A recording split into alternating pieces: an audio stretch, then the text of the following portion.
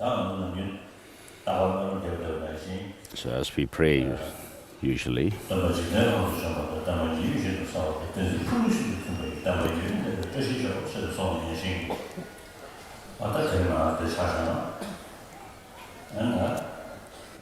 here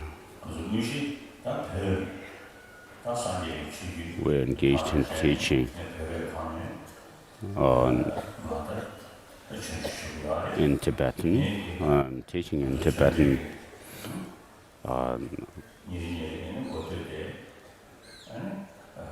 The teaching comes from the Tibetan tradition, and every day we have recitation of sutras in the Pali language and Sanskrit, and today we had some recitation in Chinese, Heart Sutra in Chinese and Korean.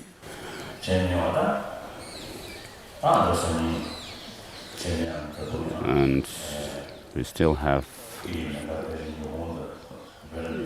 tomorrow and the next day. We may have recitations in Japanese and other languages. So what this shows is that the teaching with regard to the teaching of the Buddha, which spread from India to Burma, Thailand, these countries,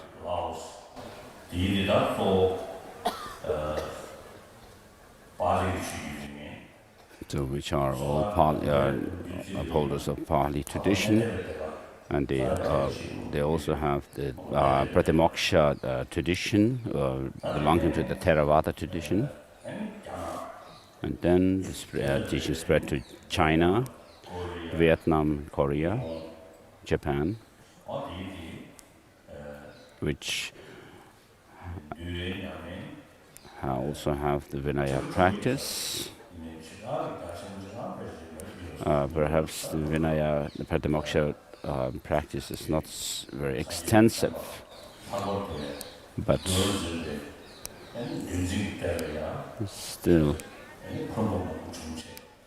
there has been many ups and downs in the teaching of the Buddha in these countries.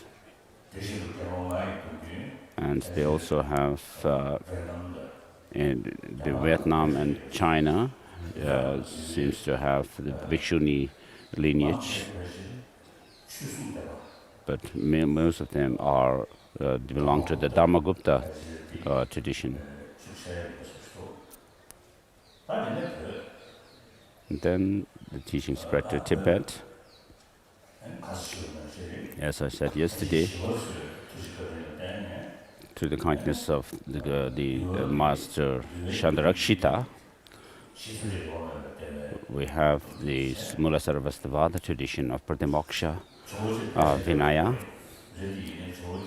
Of course, Adisha also came to Tibet, but so Adisha was holding the Mahasangika tradition of Vinaya, but he did not spread his Vinaya tradition in Tibet because he said that to have only one Vinaya lineage is better. And therefore, the Tibetan Vinaya tradition is Mula Sarvastivada tradition.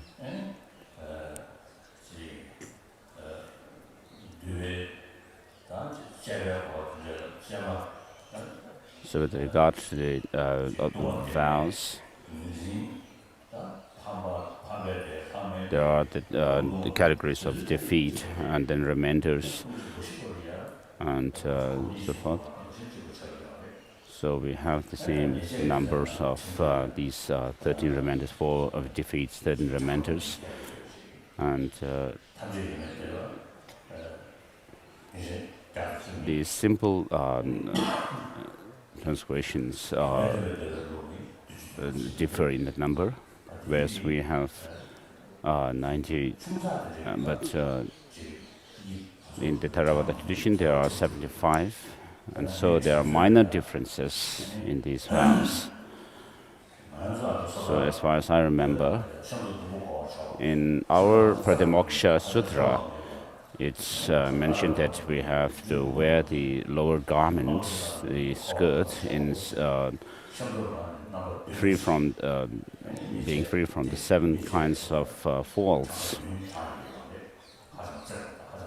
not wearing it too tight, and not having the fold from the top too low.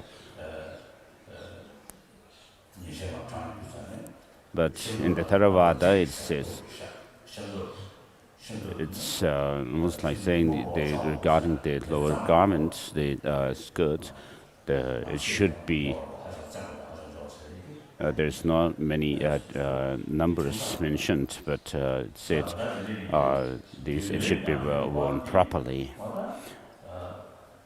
And so this is a minor difference. So all these Buddhist countries have the Vinaya practice. This is same. And so it's important for us to know this. Otherwise,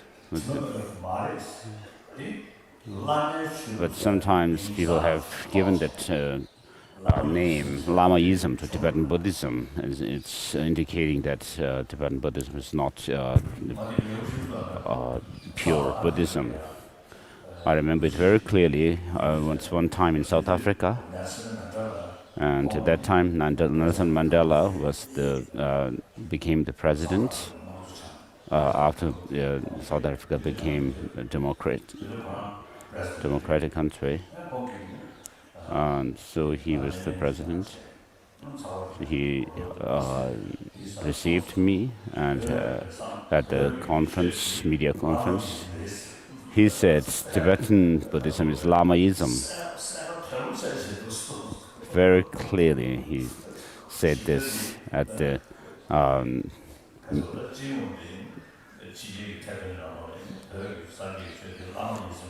media conference. And then we also read this in many English books on Tibetan Buddhism.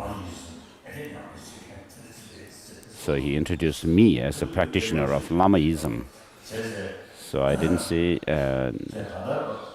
respond at the time. So I've always been saying that Tibetan Buddhism is not Lamaism. If you look closely, check closely, then you'll find that it is the true lineage, upholding the true lineage of Nalanda tradition. For example, we have the Mulasarvastavada ordination lineage, which comes down to us, which has come down to us from the Master Nagarjuna, or through Nagarjuna. And then, with regard to the perfection of wisdom teachings, we have texts written by the 6 texts on reasoning written by Nagarjuna, which have become the main texts for study. And then, with regard to Tantra, in the Nyingma tradition, we have the 8 Rigzins, amongst which is Nagarjuna, who is considered as the Rigzin or the Vidyadhara of speech. And then in the new Tantra translation schools, we have the Guhyasamaja Tantra, which also has come through Nagarjuna, Master Nagarjuna. And also Nagabodhi, his Nagarjuna student. And also in Japan, the Tantric tradition has come from Nagabodhi, Nagarjuna, and so forth. And in Japan,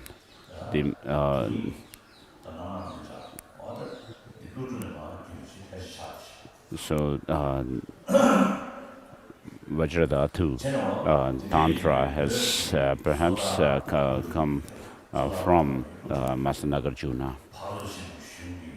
And so, in the Tibetan tradition, we have the Vinaya tradition, which has come down from Nagarjuna, and also Tantra, which has come down through Master Nagarjuna. And we study the texts such as the Fundamental Treatise of the Middle Way, the 400 verses, then Madhyamaka Avatara, and so forth.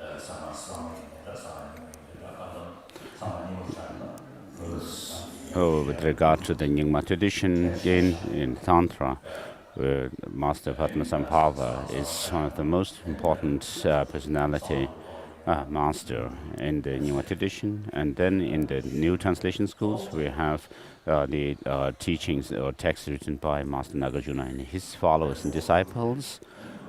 And masters like Nagarjuna, Nagabodhi, Aryadeva, and others, such as Master Chandrakirti.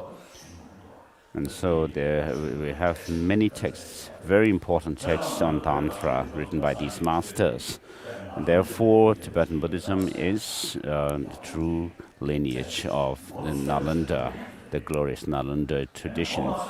So if you understand it, this is the case. But if without understanding it, people call Tibetan Buddhism Lamaism, it's not their fault as such. In the past, Tibetans didn't used to have to be knowledgeable about Buddhism on the whole.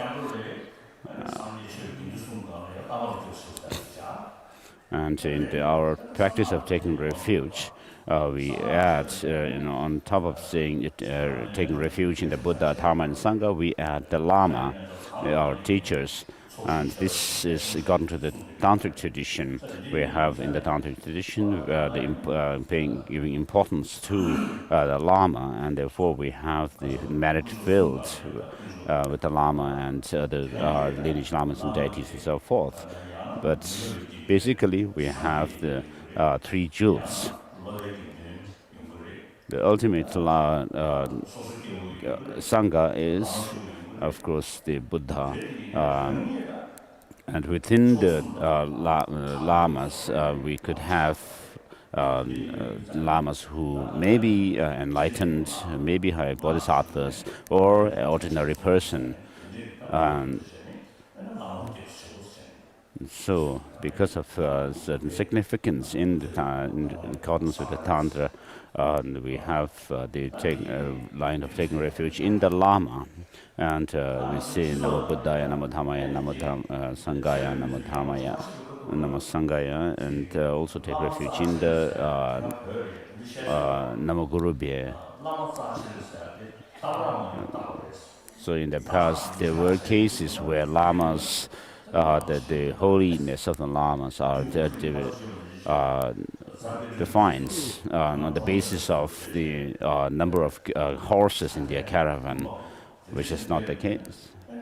Whereas someone like Zapetu Rinpoche, whose story I told you yesterday, who went from place to place like a pilgrim, simple pilgrim, people don't really find them to be great.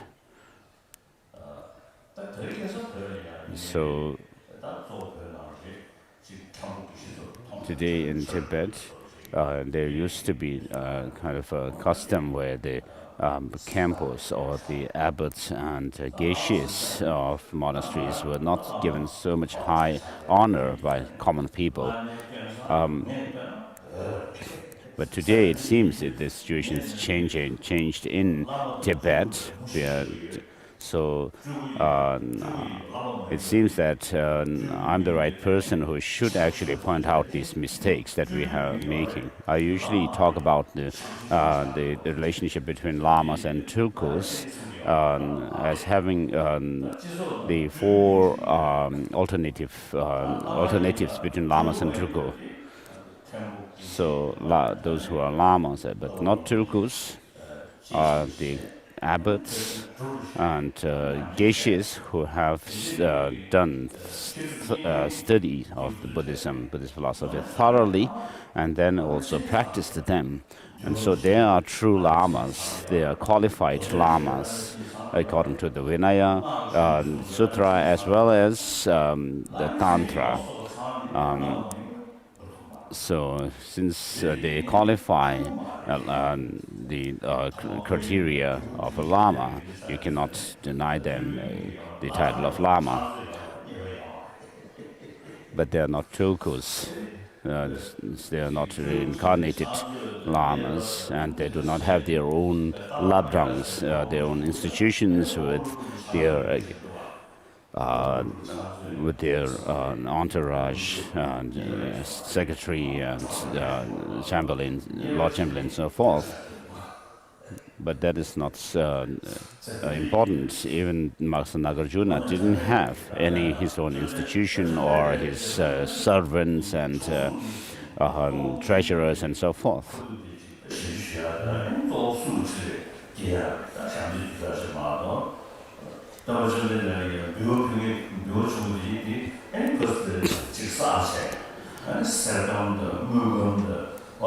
So when the Buddha received offerings from others in the past, they didn't have treasurers who actually took care of the offerings that he received, but he was living as a simple monk. And so in Tibetan society, people consider those who have some kind of a power or some authority, mundane authority, to be very sacred, whereas they do not check people if they are qualified lamas or not. Today, in the Western countries, in foreign countries also, there are people who claim to be lamas, but they actually are making their own livelihood. I recently met a Chinese from mainland China who came from Chengdu, which is close to Tibetan border. He told me there are many people who, in the name of being lamas, do business with Dharma. They only come thinking of money only.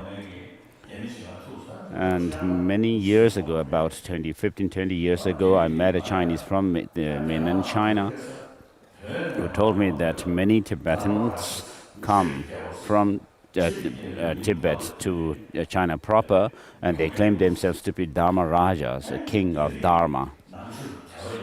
And then Chinese devotees go to them and make offerings and pay their respect. And eventually what they find was that these Dharmarajas actually had come to China proper for women and money.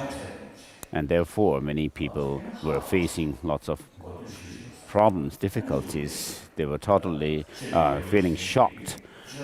And because of the person's behavior, which doesn't accord with the name or the title Dharmaraja. And he asked me if I could do something about this. I told him I'm in India, I can't do much. What you should do is, those of you who have faith in the teaching of the Buddha must know the criteria, the qualifications of Lama.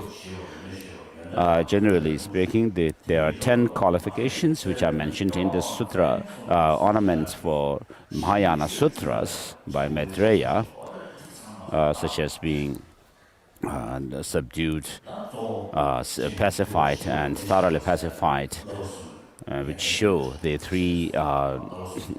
practices of three trainings. So someone who is qualified with the three trainings of morality, concentration, and wisdom, and so forth. And so I told him, you must know these criteria, and then when people come to you claiming to be Dharma Lamas, you should check them, examine them whether they actually qualify these criteria or not. And when you find that they are not qualified lamas yet, you can use them to have discussions about Dharma and not consider them as your lamas as such. And therefore, those who have power or some kind of a rank in society are there used to be this tradition where people with power and authority are considered sacred and high, and whereas those who are truly qualified but without any name are not revered. Therefore, we have to change this. So Rinpoche says in the beginning of Lamrim, it also is said in one sutra, I think, without being tamed yourself, there's no way you can tame others, and therefore those who wish to tame others must first tame themselves. So this is what Rinpoche has said in Lamrim Chema. And so those who are ignorant about the Dharma are considered very highly, and then when they misbehave, then what happens is that this causes decline to the Dharma. And so the Tibetan Buddhist tradition is a very a true tradition or lineage of Nalanda.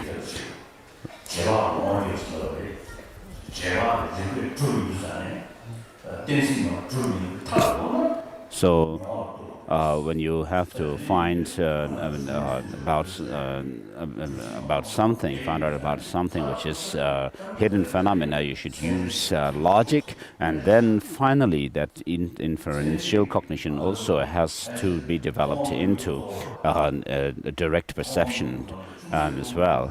And so Tibetan Buddhism can be proved through reasoning. And so today,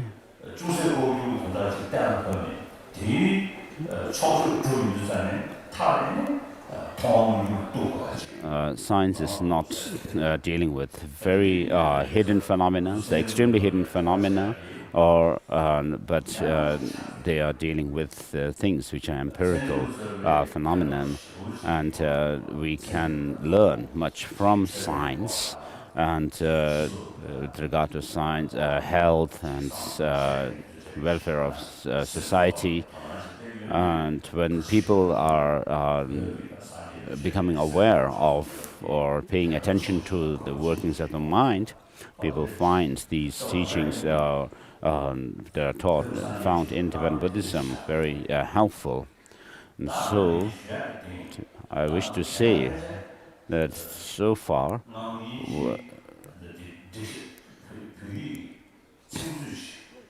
so I've seen, when I was in Tibet and Lhasa, I saw a dictionary.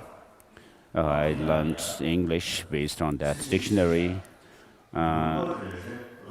in the Tibetan English dictionary, which has, in which it's written, each village or country has its own lamas, and each lama has his or her own religious tradition. And so that dictionary says this. So in each area, people have kept their own, whichever tradition they have been following, and they have followed it without actually checking about other traditions. And then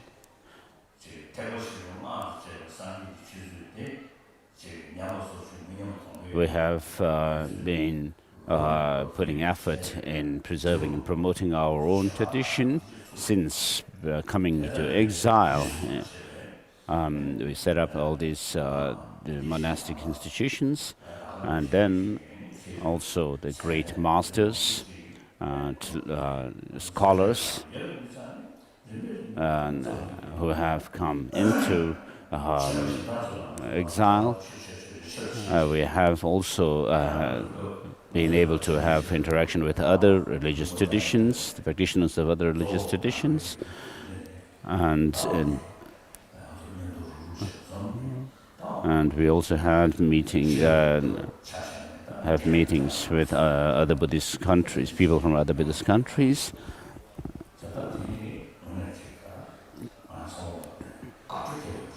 So these are something we should be proud of, feel delighted. All of us follow the same teacher, and if we could study from each other's traditions, it would be a contribution to the teaching of the Buddha. It will also be an offering to the Buddha, and offering in terms of practice to the masters like Nagarjuna and his disciples. I wish to talk about the Heart Sutra a bit. So we were in Chinese translation of the Heart Sutra, where there is the mention of the five aggregates being empty of inherent nature. In the Chinese translation, the term also is missing.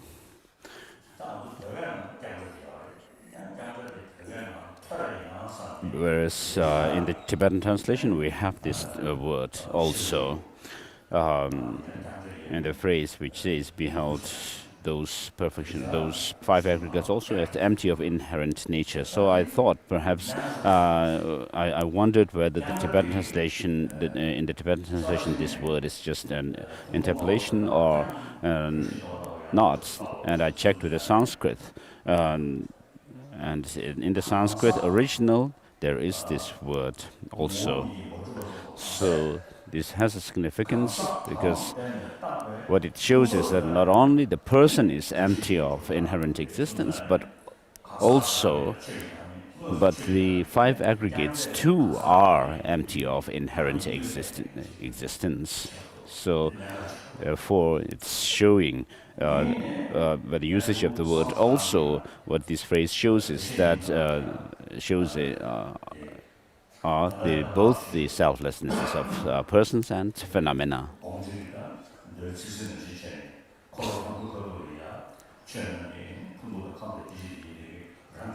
So according to Samdhinimochana Sutra,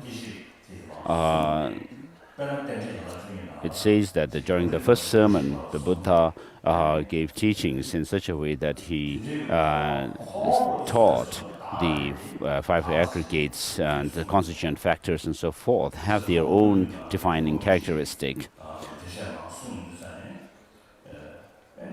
And then there are teachings where the Buddha has taught that the one who actually goes round and round inside the samsara is the person. And then there are teachings where it says that the aggregates, constituents, and the sources of the consciousness have their own characteristics, but do not have any substantial, self-sufficient, at least substantial existence. But in the second turning of the wheel, the Perfection of Wisdom Sutras,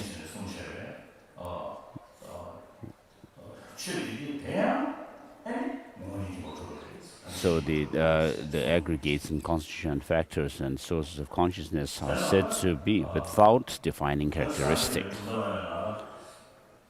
And therefore, there are within the Buddhist followers those who, when it says in the Heart Sutra that the five aggregates also are empty of inherent existence, it actually shows that not only the person is empty of inherent existence, but also the aggregates, the psychophysical aggregates are also empty of inherent existence. And whereas in the first sermon of the Buddha, of the two selflessnesses, only the selflessness of persons is shown and taught, whereas in the second turning, even the selflessness of phenomena is taught during the second turn. So I'm not saying here or indicating that the Chinese and Korean translation should be changed, but you have for centuries have been reciting this sutra. And so I just wish to make this clarification and show that there is significance in the insertion or usage of the term also in this phrase.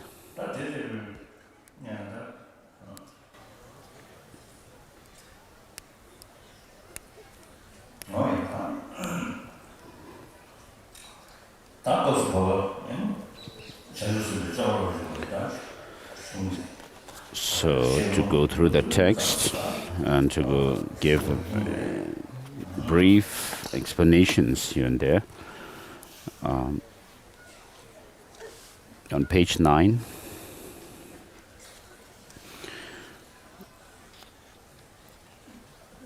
yesterday we stopped at verse 10, finished verse 10. Verse number 10, right?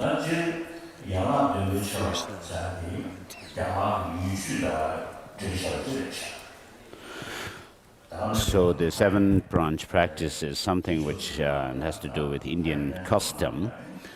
And in the deity yoga practice, we also have the practice of making offerings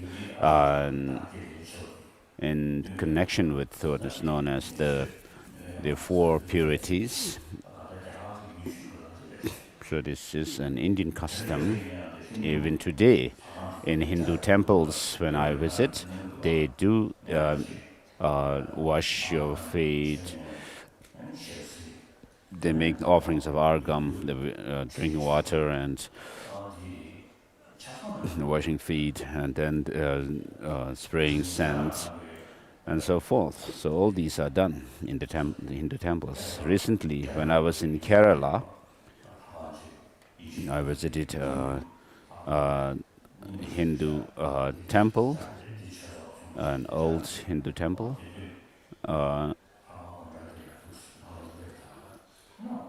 when I reached the gate of the temple, they made all these offerings of drinking water and water for washing feet, and then lamp and scent and so forth.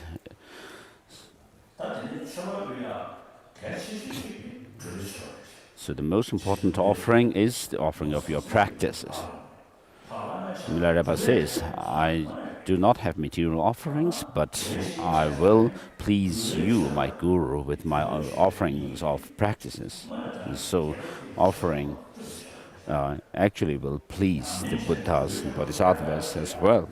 If you don't have any offering to practice, offering of practice, then lamas who are pleased with material offerings are actually showing their true color.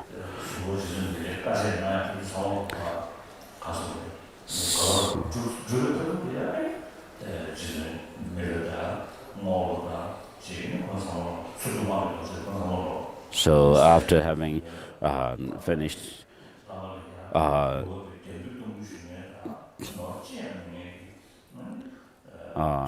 Milarepa has actually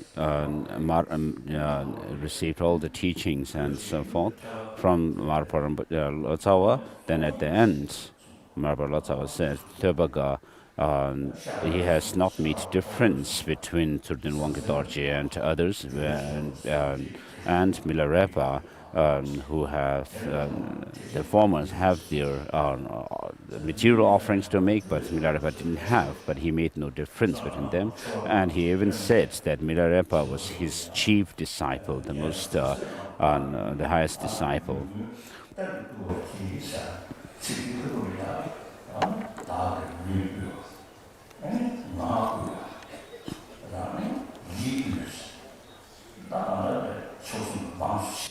So on verse number 8, it says, eternally I shall offer all my bodies to the conquerors and children. And so having offered yourself up to the body, then you should actually use your body, speech and mind in the service of the Buddhas. And in this way you should use your roots of virtue in the form of these offerings that you may imagine.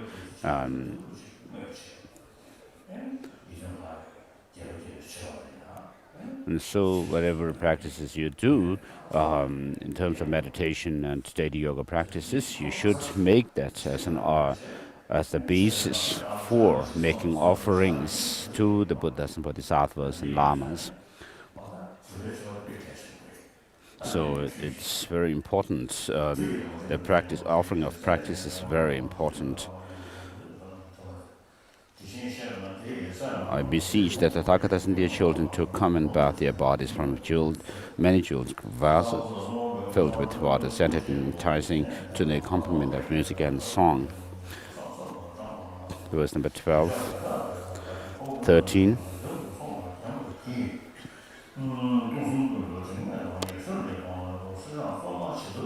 Verse number 14. Verse number 15.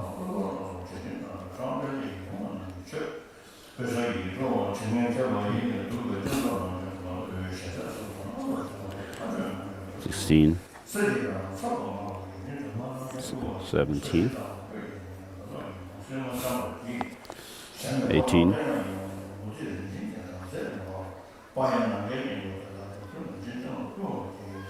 19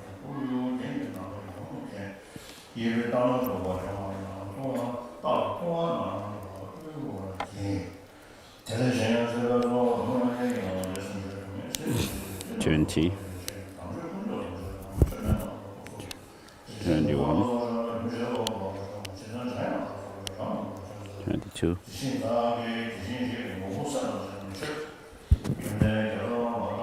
23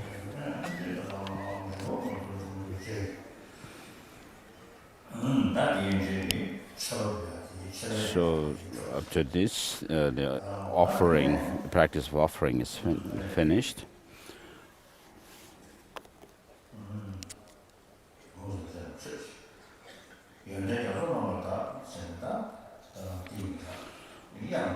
I glorify the oceans of excellence with limitless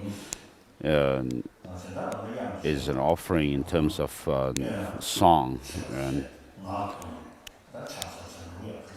so this is an offering or prostration with or paying homage with your speech.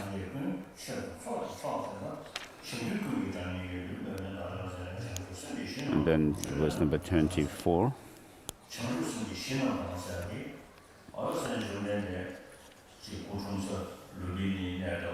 The basis of awakening mind refers to the Lumbini, the birthplace of, and also the Varanasi, where Buddha turned his wheel of the Dharma, and then Bodh Gaya, where he became enlightened. And then also the place where the king of Shimbi, the Shimbi king, was born. This refers to those kind of places. So this is, I seek refuge in all the Buddhas. Shows the practice of prostration.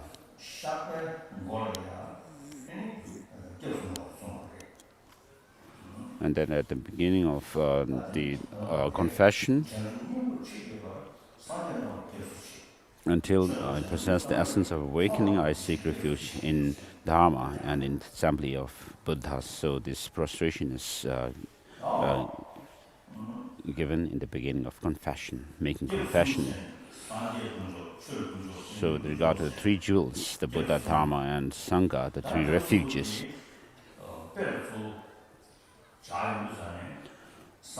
when we use analogies for these, the Buddha is taken as analogous, being analogous to the doctor, and Dharma analogous to the medicine, and the Sangha is taken as analogous to nurses. So the Dharma is like the medicine. So what actually gives you refuge or protection is the Dharma. Just as a medicine actually serves as antidote to your sickness and disease. The doctor can prescribe and diagnose your disease and sickness, and then prescribe the medicine. So with the medicine that the doctor gives, you actually, when you take it, then you will be cured of your disease and sickness. And you need people to help you in taking your medicine as well. And so you have the nurses. So like the nurse, you have the Sangha. So the Buddha actually introduced us to the path. Buddha has said, "I've shown you the path to liberation, but liberation is in your hands." So what he's saying is that he has shown us the path which leads you out of all the fearful states and all fear, temporary as well as ultimate. But whether you go out of this fearful state or not is up to you. And therefore, the Buddha has said liberation is in your hands. And for this reason, the Buddha has said, Buddhas do not wash away the sins of sentient beings, nor do they take away the sufferings of the sentient beings, nor do they transpose their own experience and realizations, but they help by showing the reality. So the Buddha cannot take away or eliminate sufferings or sins of sentient beings, and take away the sufferings and wash away the sins of sentient beings.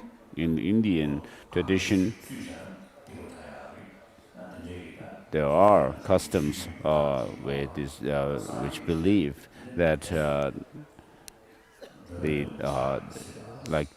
some tradition believe that by dipping or washing, taking bath in the Ganges and taking the water of Ganges, you'll purify your sins. But the Buddha said his teaching is not like that. And Buddha says that he cannot gift his realizations to his disciples. The realization that he has, it's not only going to happen through the blessings of the Buddha that we will be able to get his realizations, but by showing the truth of suchness, he actually helps sentient beings. And so, how the Buddha actually helps sentient beings is by giving his teaching, using his speech, and through the miracle of his teachings, which comes from his speech, he helps sentient beings. Thereby, through the teaching, his disciples and followers are led on to the path. And therefore, the Dharma is the actual refuge, which refers to the true cessation and true path. Of course, we have within the teaching of the Buddha, the scriptural teachings and the realizations. And the main teaching is the realization, which develops through one's study. And you develop through practice, you develop true path and true cessation within yourself. So true cessation is brought about by true path. When this true path becomes manifest in you, then what has to be abandoned through that path is no more in your mind stream. Although it's not abandoned, but when you actually reach the thorough liberation or thorough release from these negativities, then you reach true cessation. And so at that point, what you need to overcome through the path of true path, it has actually ceased and been abandoned. And therefore, when you realize or when you attain the true cessation, then what you have done is you have actually overcome the negative factor. And so this which has been eliminated or overcome through the true seeing, true path, and therefore these negativities will never come back to you again. And therefore, in order to overcome these defilements and negativities, the antidote, the main antidote is your wisdom. So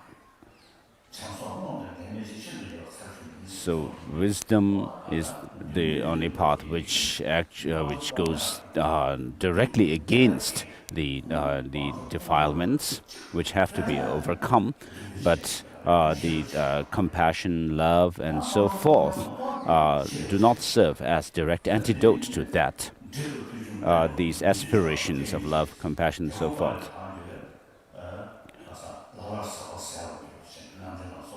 So as it is said in the Brahman Vartika of Dharmakirti, as the antidote, the actual antidote increases in strength, then strengthens, then what has to be overcome diminishes, and then when you actually overcome it, finally it's eliminated. And so it's how it works. The principle is like how it works in the external world. When the heat when the heat increases, the coldness goes down.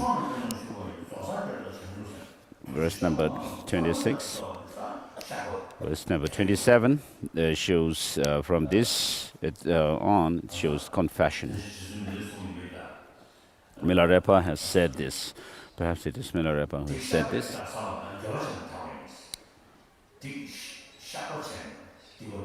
If you wonder whether the sins could be overcome through regret,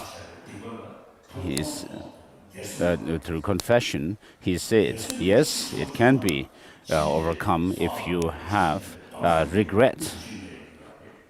And so when you have strong regrets for the sins that you have committed, then you will also be mindful of not committing the sin again. And then your practice of the actual antidote will be very effective, and your practice of taking refuge and so forth also will be effective. We're talking about the four opponent forces for overcoming negativities. So if you don't see the disadvantage or the shortcomings of the negativities, then our prayers and practices will be just in words. And so if you wonder if the sins could be overcome through by confession, yes, it can be if you regret.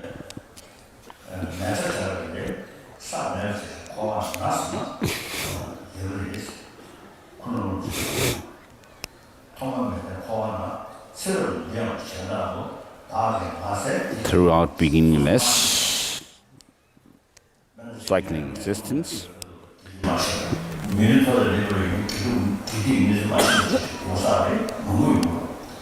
so because of being ignorant about what is right and wrong, there are many occasions when we commit wrongdoings. Verse number 29.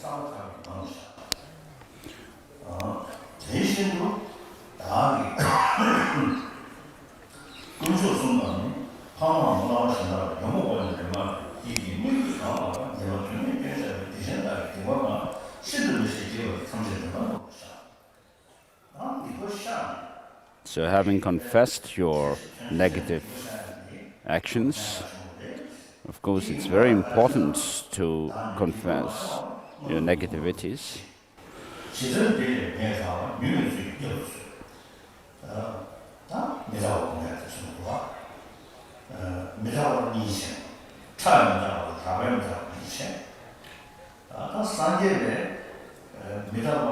So with regard to this,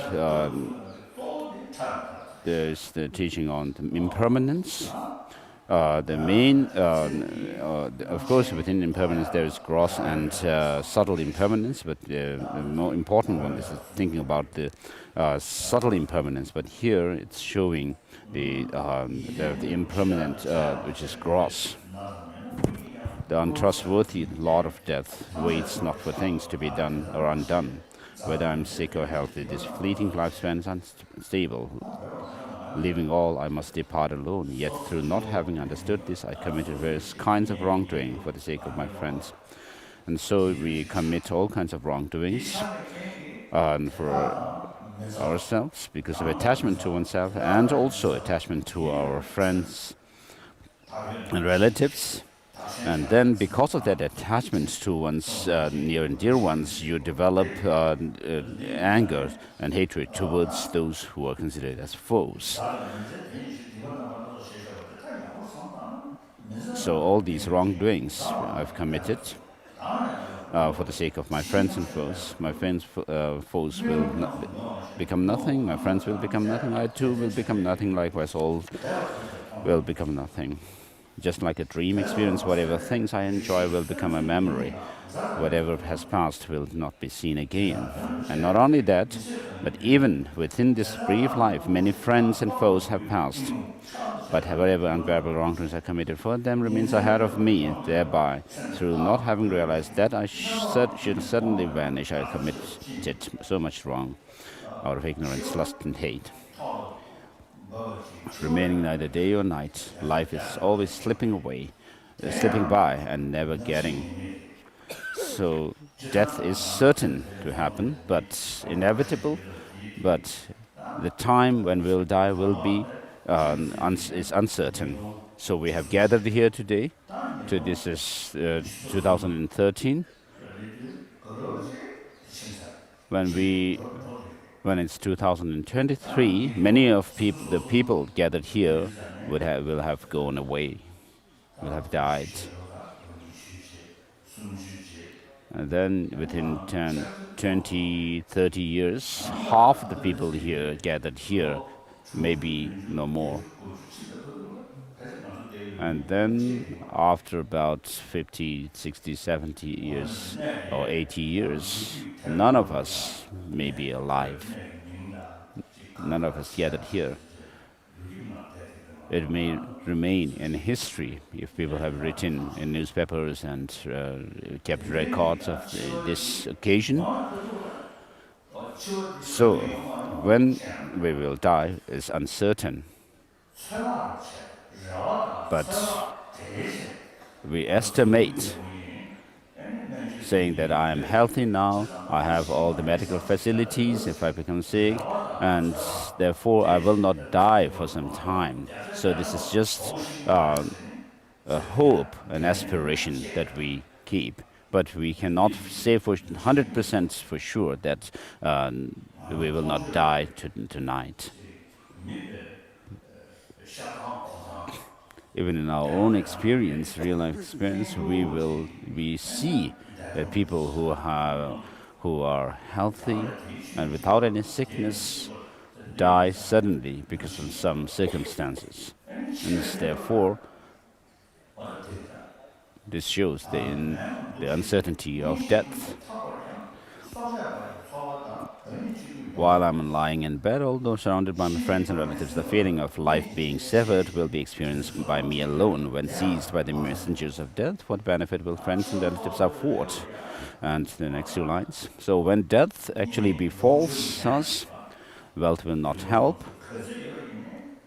However wealthy you may be, nothing can be help you. Even billionaires, for them, their money will remain in the banks. And the money kept in bank. So sometimes the wealthy people, after their death, their wealth becomes a source of dispute amongst relatives, and so it doesn't really help otherwise. And then the person in his deathbed is concerned what will happen to his wealth. So it helps in no way. And then a person who is trustworthy to you, for you, you cannot take him or her with you when you die. For example, I have many people who say that they are my disciples, but when I die, I cannot take with me any of my friends or disciples. I will die alone. So therefore, neither your relatives, friends can help, nor this very body can help. It has to be left behind.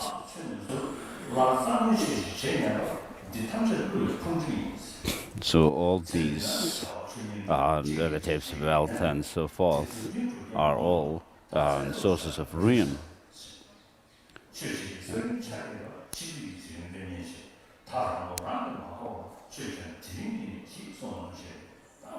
And so if you wish to do Dharma practice, you should start it now, from this time on. And so, on a daily basis, if you do Dharma practice sincerely, meditation on Bodhisattva and so forth, as well as deity yoga practices, then if you're able to die rather calmly, it'll be very good. Otherwise, having lived a life as a servant or a slave of money and wealth, then at the time of death, this will actually ruin you, deceive you.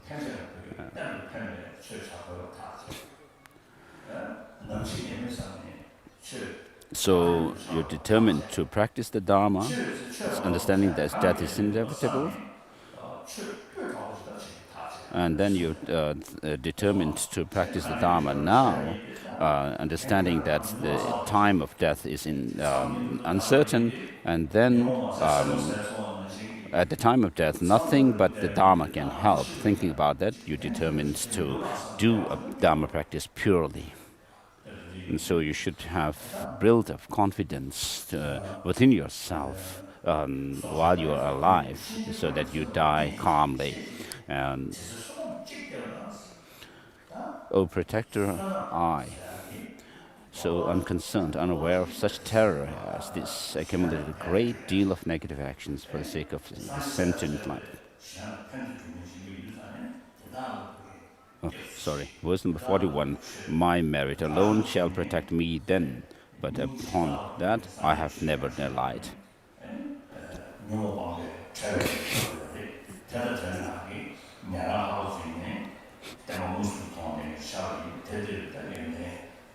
So you should see the qualities developed by the Arhat practitioners of Shravaka and Pratyeka Buddha Buddhas, and as well as those Arhats who have abandoned all the disturbing emotions within themselves. Of course, they don't become Mayana refuge as such, but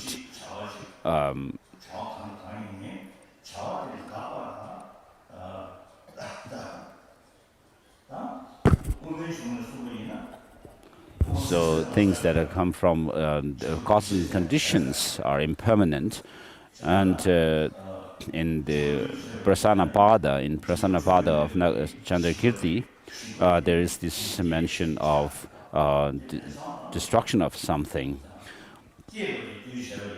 So because something, the birth of something comes as a result of causes and conditions, therefore, he says, the destruction of that thing also comes through causes and conditions, and therefore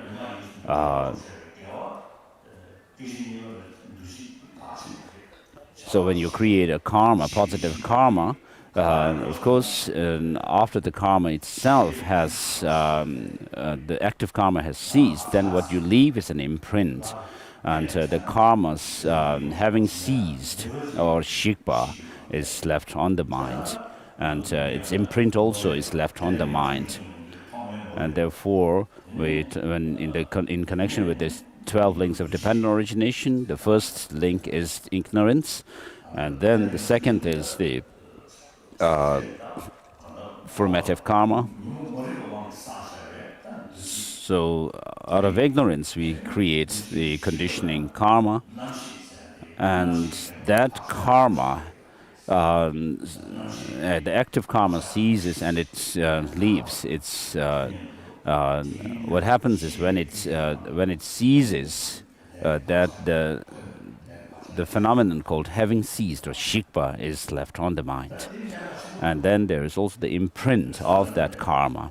So there is a significance of understanding this phenomenon called having ceased, or shikpa. Because in the Chittamatra philosophy, they talk about the alaya vijnan, the foundational consciousness, which is said to be the foundation on which the imprint of karma and is left. So, in the Madhyamaka tradition, this support, or the basis for the imprint, is important, and therefore, in the Madhyamaka tradition, in fundamental treatise of the middle way, Master Nagarjuna says,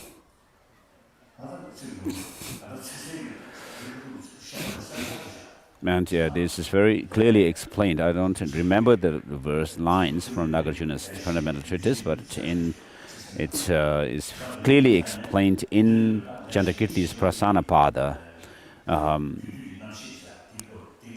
So he talks about the shikpa, or the phenomenon of having ceased, remaining on the consciousness, the resultant consciousness after the karma is created.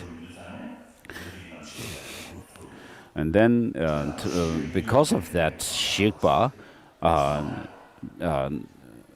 which is explained on the basis of the mind stream, then what happens is that in turn gives rise to the effect later. So, for example, if when you go to bed, you think of something. When you fall asleep, of course, all the sensory perceptions cease, no more. So when you think of rising at a certain hour in the morning, when you go to bed, and once you fall asleep, and you sleep, and then what happens is, because of that determination to rise up at a certain hour, I mean, in the morning you actually wake up at that time. So the mind leaves its imprint on your mind. So the imprint, or the shikpa of a positive karma that we have created, that will leave imprint on the mind, will help us, will direct us to a better rebirth, or in the next life. If you have a powerful negative karma, then that will direct you to the next life in unfortunate realm. So at the time of death, when you are about to die, whichever karma is powerful, that will give rise to its effect first. And so whichever one you are more familiar with, so when you are about to die, it is very important to have positive state of mind for all of us. If you can remember things, if you can't remember, then your other people around you, your friends and relatives, should remind you of the bodhicitta and the understanding of emptiness and so forth. If you can't do that, then you should have a clear image of the Buddha in your mind. And also, if you have certain special deity on whom you are meditating on a daily basis, that should be So at the time of death, when you're about to die, you should have some object in your mind, like Buddha statue, image or something, which you are familiar with, so that you don't have to put extra effort with something which is not familiar to you. So when you are dying, if you are full of emotion, attachment or anger, attachment towards your near and dear ones, and also to anger, by remembering your enemy, and thinking that I've one regret, which is that I've not been able to vanquish my enemy.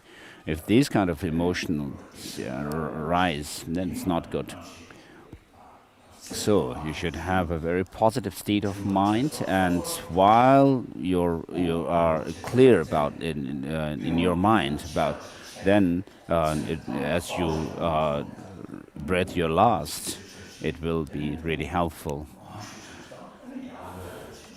So when you die, what happens is your breath becomes we call rough and heavy, and then in the end you breathe out, but no more able to breathe in, and then you die.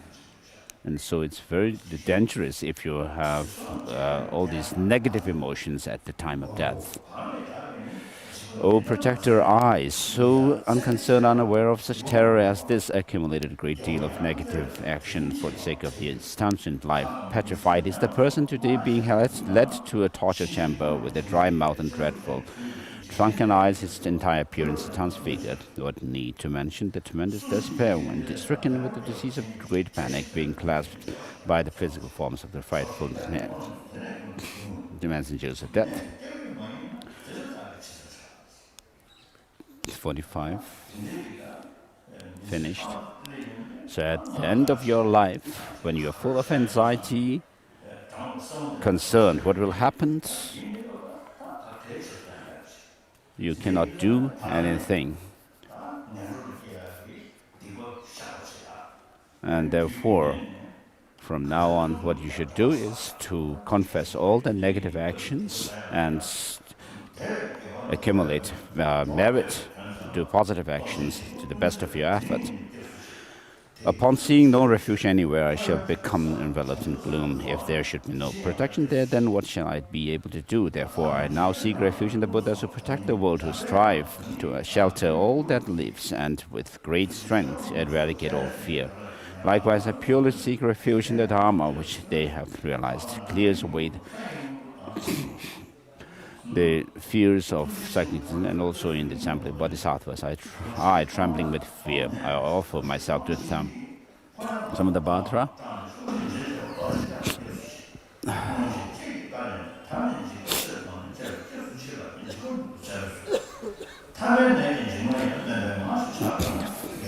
'53, '54. If I need to comply with the doctor's advice when frightened by common illness, then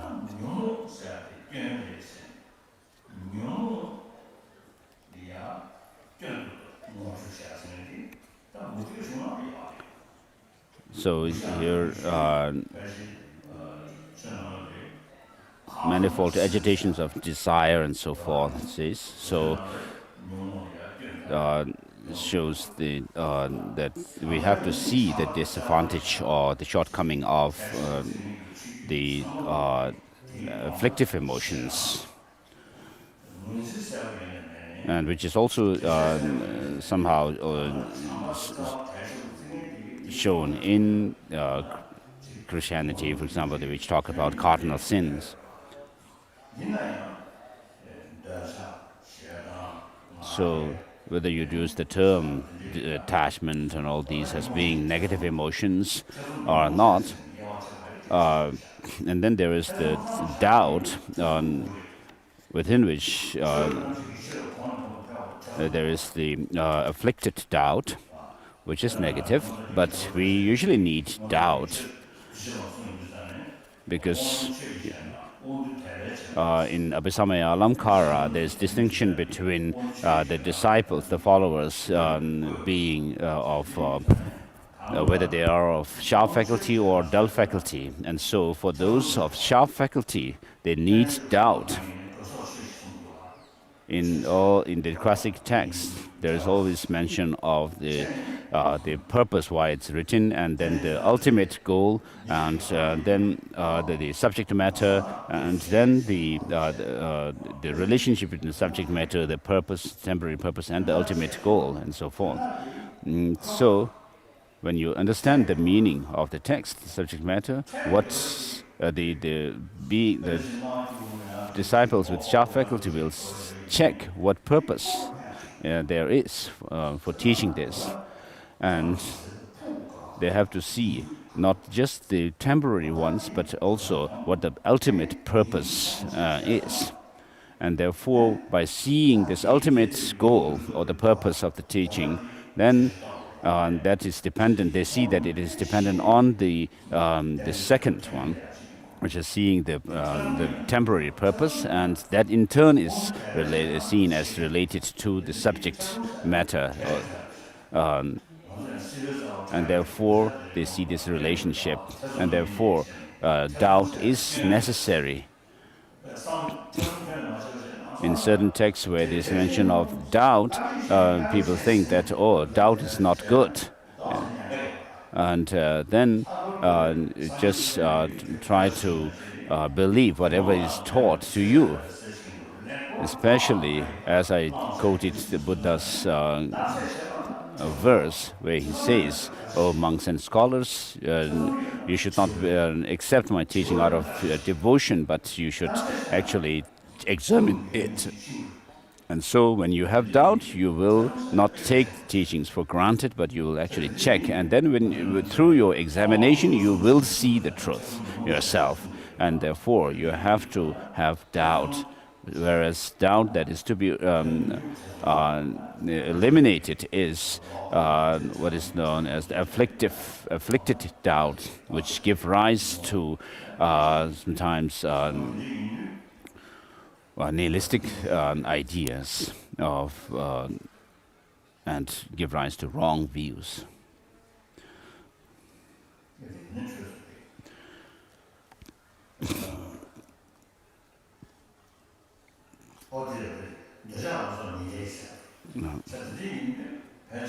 So then how much more so when perpetually diseased by the manifold agitations of desire and so forth. So all these major religions of the world, which have helped millions of people, do talk about the afflictive or disturbing emotions and seeing the disadvantage of these. For example, in the non-Buddhist Hindu traditions, where there is meditation on developing shamatha, and they see the desire realm, the afflictions of desire realm to be a disadvantage, to be faulty. In Jain practitioner, amongst Jain practitioners, there are two types of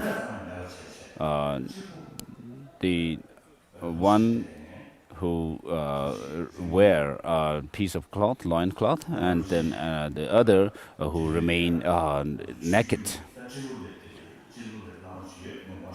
So I knew one Jain master in whose memory the followers have built a temple. And so I was invited to the opening ceremony of that temple because of our friendship. And so I went to that when I was in Delhi. So one Jain master was there who was naked. I was quite amazed. I appreciated. He didn't have any sense of feeling embarrassed or so he's sincerely practicing his own religion. So since he sat next to me on my left, I touched my my head to his leg, to his knee. So in these traditions, there is, of course, the practice of looking at the desire realm afflictions as being faulty. But all the negative emotions are rooted in the sense of I, which in Buddhism is seen as rooted in looking in the notion of an I, independent I.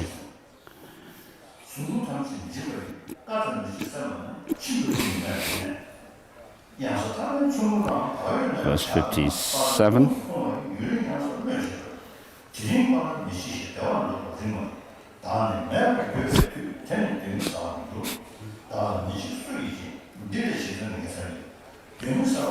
Fifty-eight, 59, 60, page 18.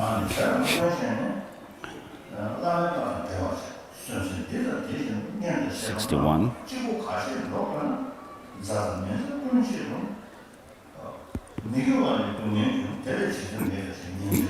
62.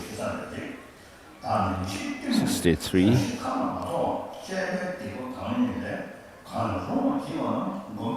64.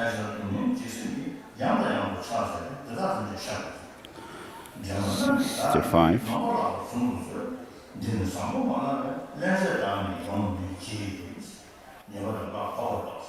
So this final verse shows that I will that of not committing the wrongdoings again.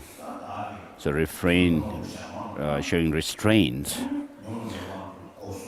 to wrongdoing.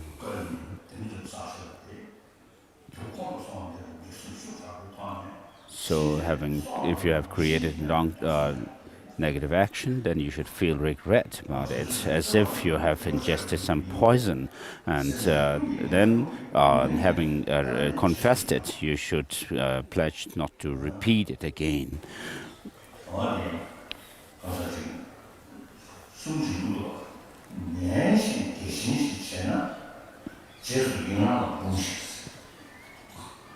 So there is a saying where it says,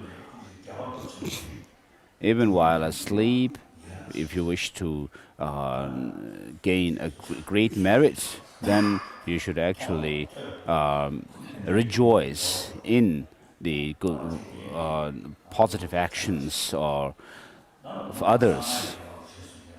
In other words, the positive actions or positive deeds of 5 kinds of beings. You should feel as joy, as if a beggar has found a treasure in amongst the garbage. And if you have done something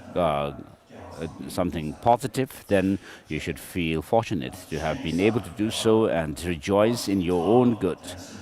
And others, the positive deeds of others also should be rejoiced without any jealousy or competitive feeling.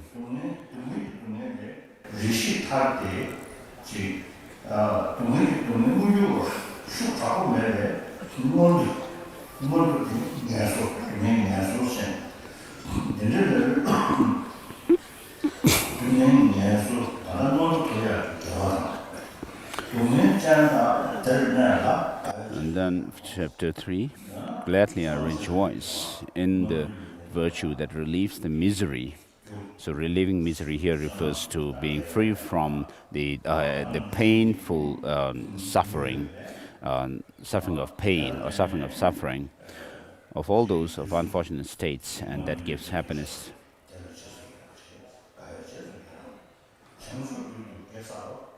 So you should rejoice in the good deeds of others which have given rise to the high rebirth. I rejoice in that gathering of virtue that is the cause for Arhat's awakening. In other words, those who have practiced the 37 factors leading to enlightenment and have reached whatever roots of virtue they have accumulated, those should be rejoiced. I rejoice in the definite freedom of embodied creatures from the miseries of cycling existence. And so you rejoice in the definite goodness of others.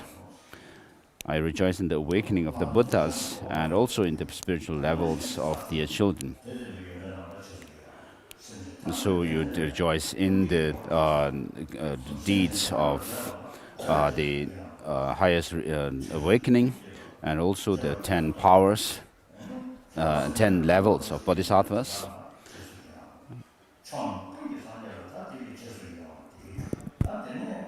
So with the verse number 4, the practice of rejoicing is finished.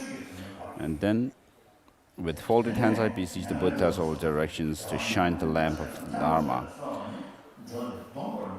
for all bewildered. So this is beseeching to turn the wheel of Dharma, and the next one to request them not to pass away, the Buddhas. And so whatever virtue you have collected, it says, thus by the virtue collected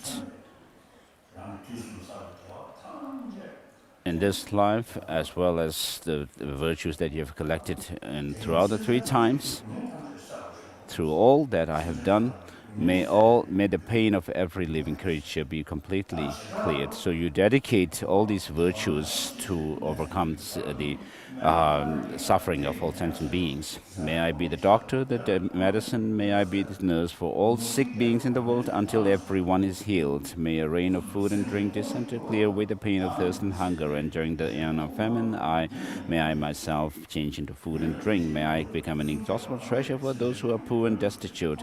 May I turn into all things they could need and be placed those without any sense of loss. I shall give my body in enjoyment as well as my virtues 3 times for the sake of benefiting all. By giving up all, sorrow is this. So this is giving the reason to give all everything that you have. By giving up all, sorrow is transcended, and my mind will realize the sorrowless state. It is best that I now give everything to all beings. In the same way I shall as at death. Having given this body up for the pleasure of all living beings, by killing, abusing, and beating it, may they always do as they please, although they may play with my body and make. Verse number 16 says, if in those who encounter me a faithful or angry thought arises. So according to Dalai Lama Rinpoche, instead of faithful, the Sanskrit should be read as meaning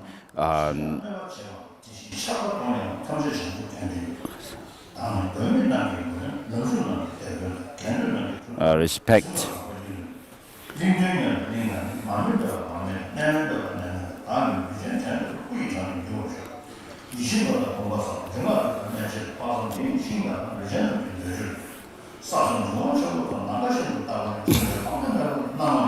(21) Just like space and great elements such as earth, may I always support lives of all the boundless creatures.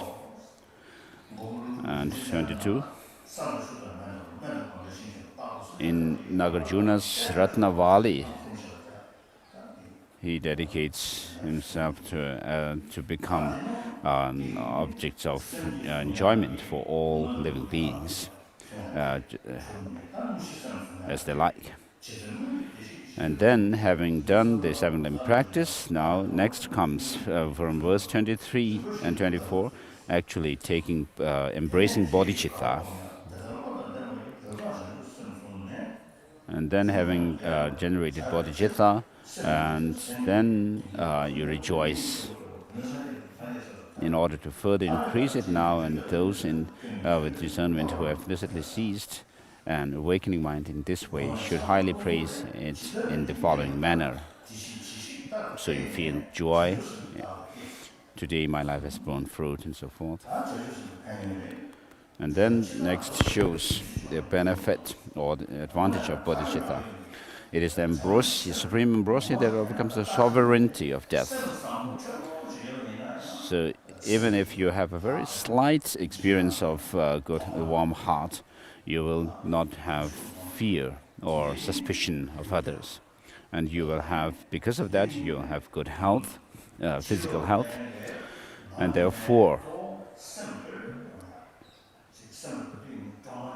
the internal medicine gives you peace of mind, your confidence and joy, rather than the external medicines.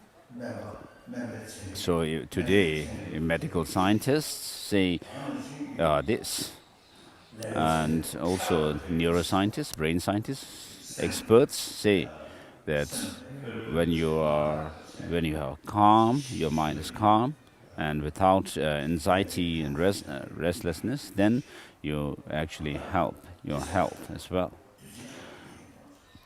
So it is the supreme ambrosia.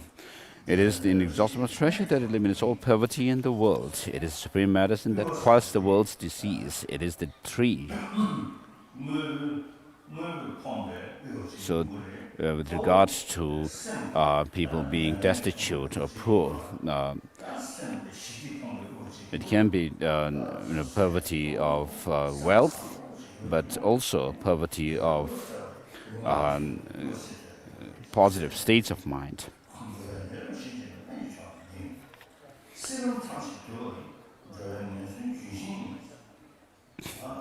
It is the supreme medicine that quells the world's disease. It is a tree that shelters all beings wandering and tired on the path of conditioned existence. So in the beginning, of course, you have difficulty when you generate bodhicitta, try to develop bodhicitta, but then once you experience it, that is the onset of your true joy. So even if while you are in samsara, physically you are in samsara, but then because of that joy, you are like being in the state of nirvana. It is the universal bridge that leads to freedom from unhappy states of birth. It is the dawning moon of the mind that dispels the torment of disturbing conceptions. So the negative emotions that arise in us happen because of our sense of or notion of an I, grasping at a self. Because of that, you have jealousy, attachment, jealousy, and so forth.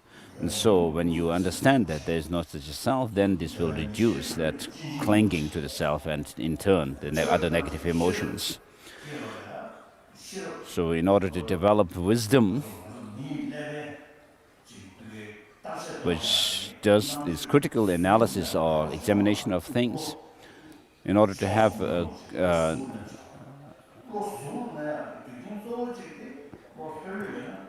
genuine wisdom, you should be unbiased. If you are biased or if you are anxious and you are restless, then you will not be able to do good judgment. On a daily basis, you'll be able to, if your mind is rather calm, when it's calm, then you'll be able to do better examination, analysis into things.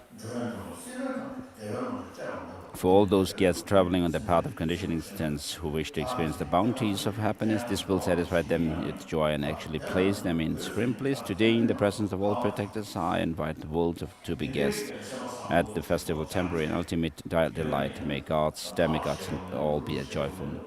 So if you have such a good, warm heart, this altruistic mind, then you will not, you don't have to fear gods, demigods, and ghosts, and so forth. You only think of benefiting them, and therefore the harms they may inflict will naturally disappear or vanish.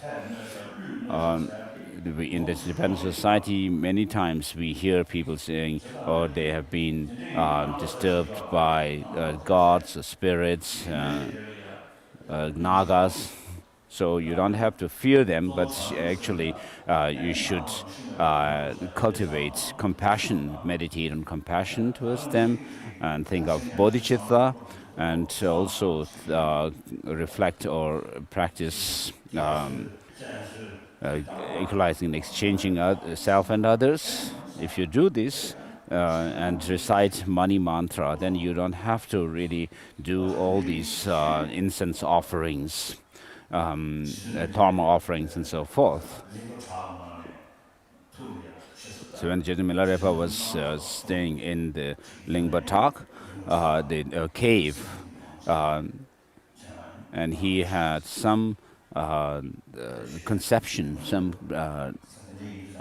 preconception, and then this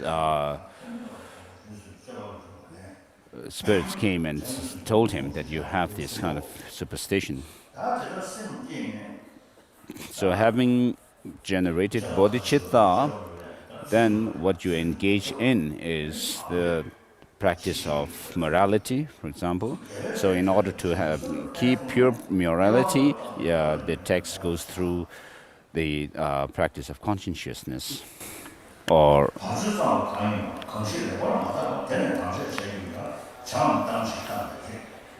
verse number 2.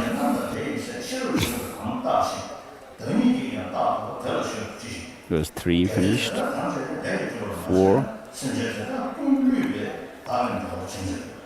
5.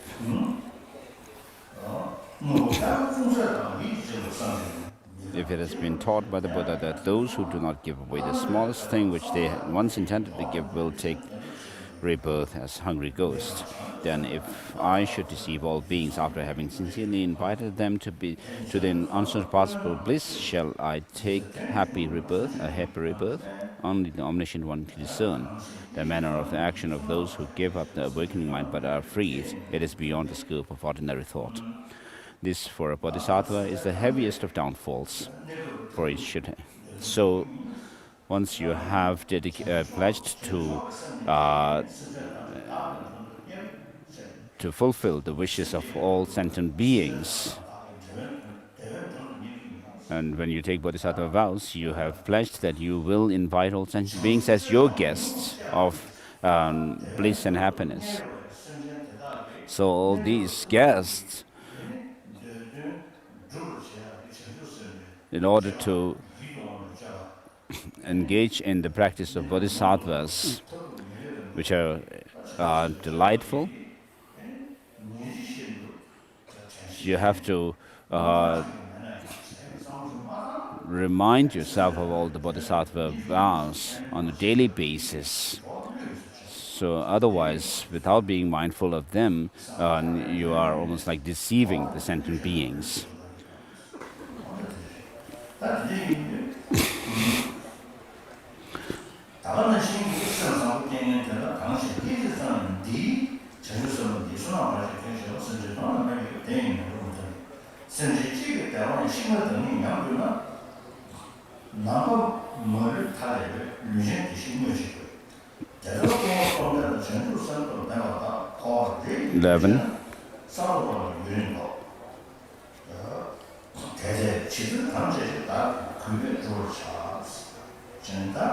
Therefore, just as I promise, I shall respectfully accord my actions. So, having pledged that you will help and serve all sentient beings, then on a daily basis, whatever you can do practically, you should do them. And those which you are not able to do now, practically, then you have to actually develop this aspiration and determination to help others. If from now on I make no effort, I shall descend to lower and lower states. Although for the benefit of every creature countless Buddhas have passed by, I was not an object of their care because of my own mistakes.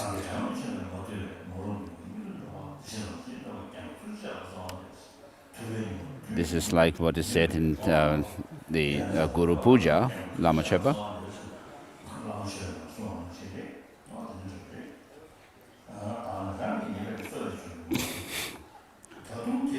And if I continue to act like this again and again, shall I undergo suffering in unhappy realms? Sickness, bondage, laceration, and the shedding of blood.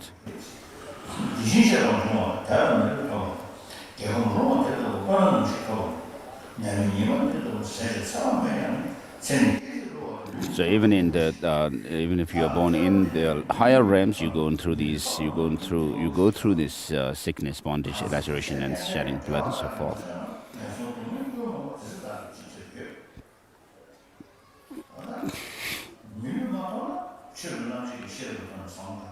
So if you have no human, if you have not obtained human life, then you will not be able to use your intelligence.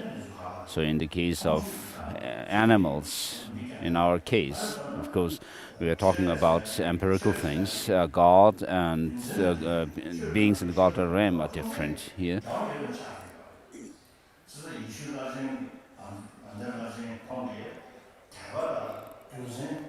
So the current Pope says that faith and reason should go together.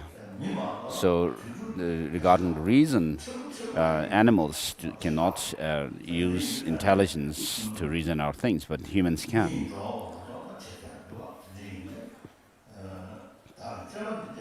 And by being fit to cultivate virtue and yes, when will they? Although today I'm healthy, well-nourished and unafflicted, life is momentary and deceptive.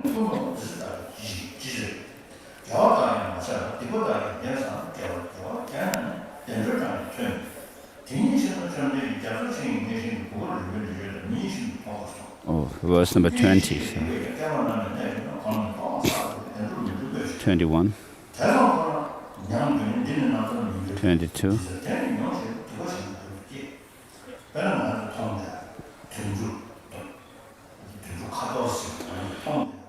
So the animals which are scattered everywhere, if we look at them, they are emotional, they have attachment, they have jealousy, and also they engage in aggression,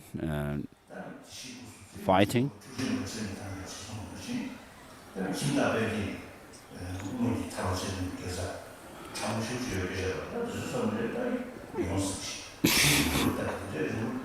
So perhaps these animals even may have very fine or subtle roots of virtue, like in the case of Kimda Belge, the householder who became a monk and at the time of the Buddha and became enlightened.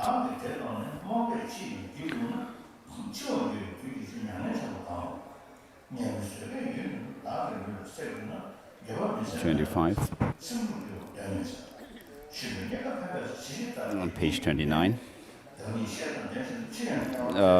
Verse number 26. 27.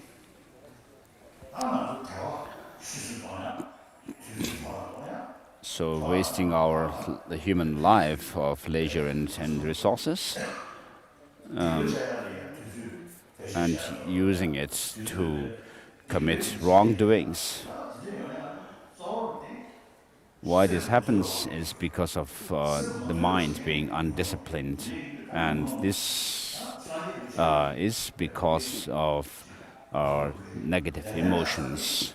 And therefore, in Buddhism, what you actually target at is the negative emotions, and finally, the root of all negative emotions is one's self-cherishing, extreme self-centered attitude.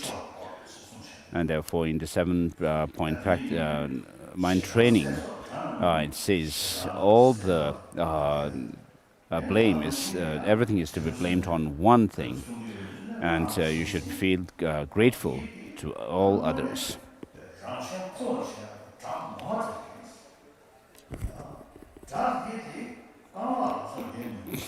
So these negative emotions are our true enemies. Although enemies such as hatred and craving have neither any arms or legs, nor legs, and are neither courageous nor wise, how have I, like a slave, been used by them?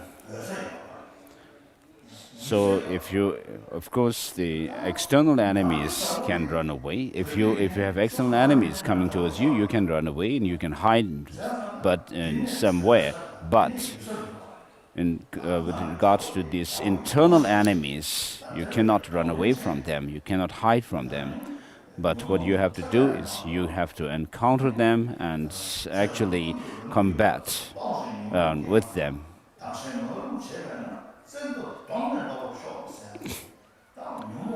As is said in the 8 verses of mind training, to forcibly encounter these negative emotions whenever they arise in you. And you should not say, oh, it may be okay for some time, it may go away and be complacent. So usually in the world also we say enemies that are near to you are worse than enemies far away. And therefore, it's a similar thing here.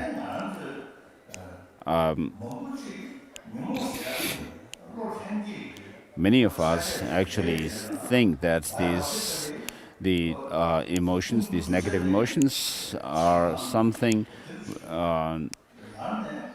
in us which are biological.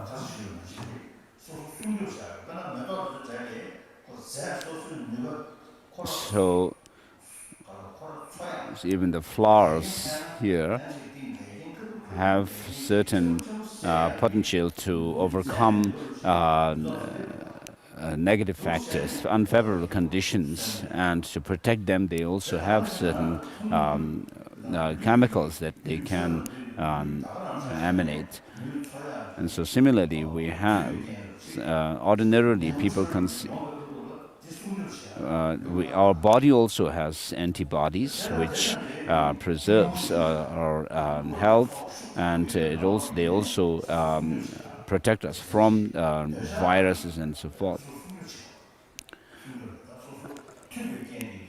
And then attachment seems to actually protect us, and therefore we actually run after it. And then when we see enemies and we grow angry, and anger seems to actually expel these enemies.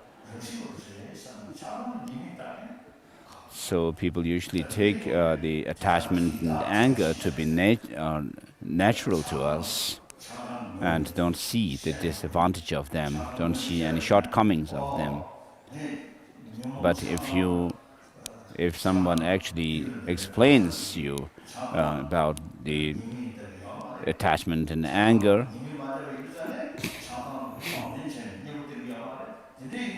since we do not see the shortcomings and disadvantage of these negative emotions, then and we don't also apply the antidotes, therefore these negative emotions actually rule us, and we are like slave to them.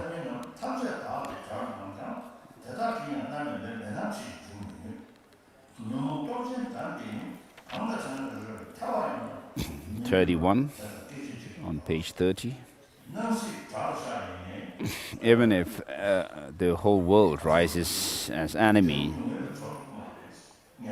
to you, they will not be able to lead you to lower realms of existence. But the negative emotions will lead you to lower realms of existence. All other enemies are incapable. So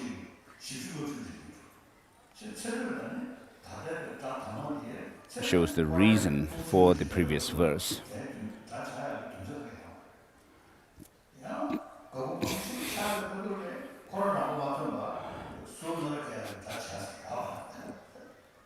So when you are young, a child, of course, cannot be enemies, your enemy. And even if somebody is your enemy, you cannot do much. And when you become aged, also you cannot do much against your enemy. But in between these, we actually have certain some years during which we actually turn or consider some as our enemies, and try to retaliate when they do something wrong to us. And so it's a very short period of time, even in one life. So for that also you need certain conditions. And apart from that, of course, each and everyone also looks, finds or lives, make their livelihood. And so the disturbing emotions have the characteristic feature of disturbing our peace of mind all the time.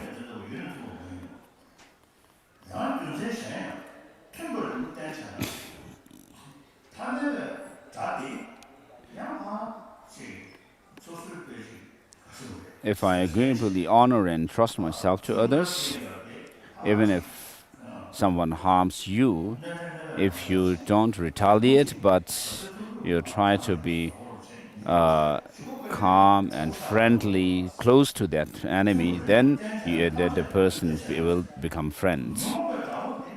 They will bring me benefit and happiness. But if I entrust myself to these disturbing emotions, in the future they will bring only misery and harm. While in cycling existence, how can I be joyful and unafraid if in my heart I readily prepare a place for this incessant enemy of long duration? So the cyclic existence means that you go from one existence to the next through disturbing emotions, by the force of disturbing emotions. And for this incessant enemy, which disturbs my mind all the time for a long duration, the sole cause for the increase of all that harms me. And how shall I ever be have happiness if in a net of attachment within my mind there dwell the guardians of prison of cycling existence, their disturbing emotions that become my butchers and tormentors in hell. Therefore, as long as the enemy is not slain with certainty before my very eyes, I shall never give up exerting myself towards that end. Having become angry at someone who caused only slight and short-lived harm, shall important people will not sleep until their enemy is overcome.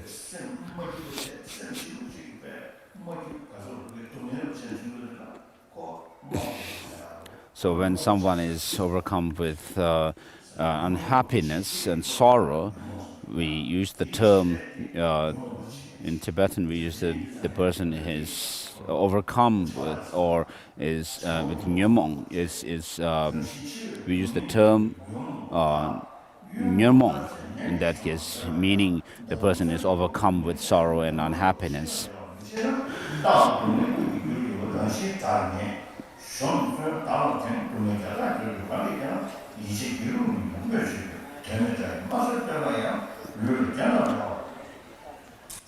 Verse number 39.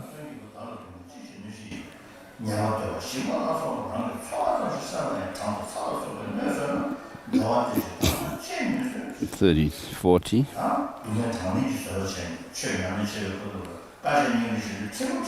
So when you face difficulties in the process of practicing the Dharma, you should show patience and like accepting the suffering. You'll not feel bogged down by all these difficulties and hardships. 41.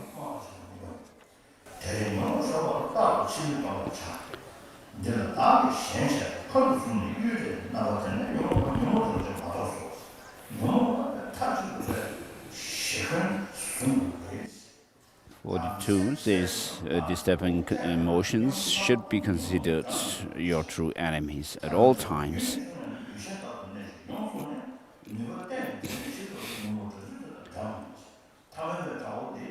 So the ordinary enemies may be vanquished, but then they may feel defeated at one time, but then they can gather forces and they can combat against you again next time. But once you have overcome all the disturbing emotions, the true enemies within yourself, completely, they will not come back again to you.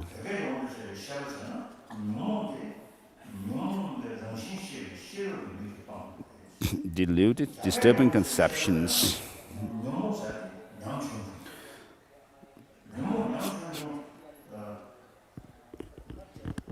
So according to the Indian, Sanskrit version, the disturbing emotions are considered to be very feeble. So unlike the Tibetan translation where the term nyomong is used 2 times, the Indian version reads referring to the disturbing conceptions to be feeble.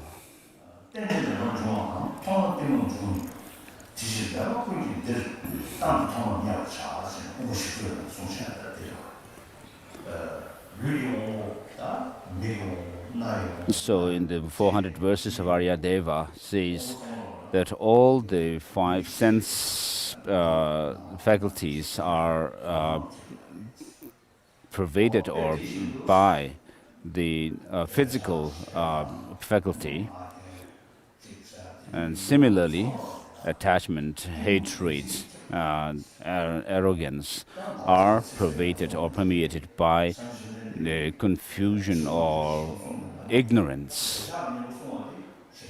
And Chandrakirti says that what is said to be antidote to attachment will not be antidote to anger and vice versa, but what is said to be the antidote to ignorance will become antidote to all the other negative emotions like attachment, anger, and so forth. So within the afflictive emotions, we have afflictive emotions which are not view, which are in turn based on some view, afflicted views. The first Dalai Lama makes this prayer in his praise to the Aryatara, where he uses the analogy of a lion, referring to one's arrogance.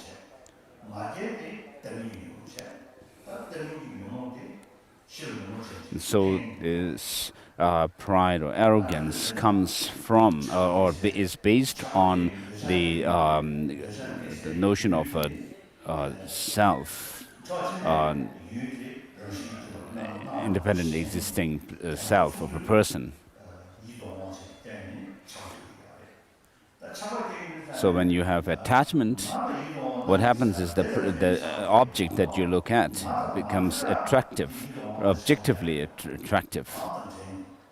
And that also in turn in relation to you. Because that object is attractive to me, therefore I become attached to that object. And so on the one hand, there is what appears to you is an objectively existing attractiveness in the object. And so that is when you have that notion, that is the true grasping a true existence. And then that objective attractiveness also appears truly existing to you, and therefore there is you because of relation to you, you become the person yourself, actually you view yourself as having some objective independent existence, and also the object that is attractive appears attractive independently, and so together you have attachment towards it, the object. So an American scientist I met, when I met him, he was about 84. He told me that when we become angry at somebody, that object, the person at whom we are angry, looks negative, totally negative, but 90% of that negativeness is our mental projection, he said. And in the fundamental treatise of the middle way, it says karma and delusions come from fabrication, and from our conceptions, misconception. And so this is therefore what the scientist is saying is similar to what Master Nagarjuna is saying. And therefore, all the non-view afflictive emotions are influenced by the view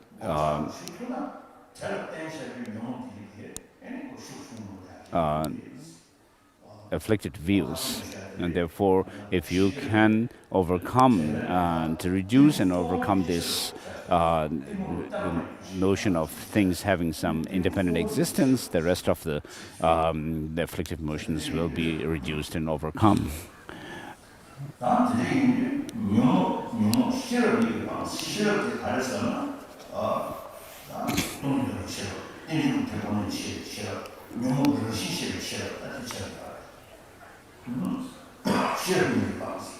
So, when forsaken by the eye, so wisdom, so which sees the true, ultimate truth of things, and dispelled from my mind, where will you go?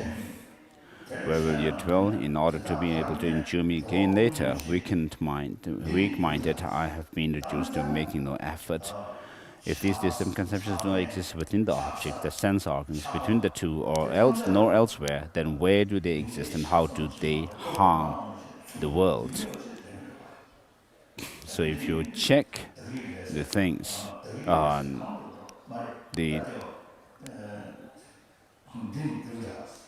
object, sense organs, and so forth, and afflictive emotions do not have any independent existence.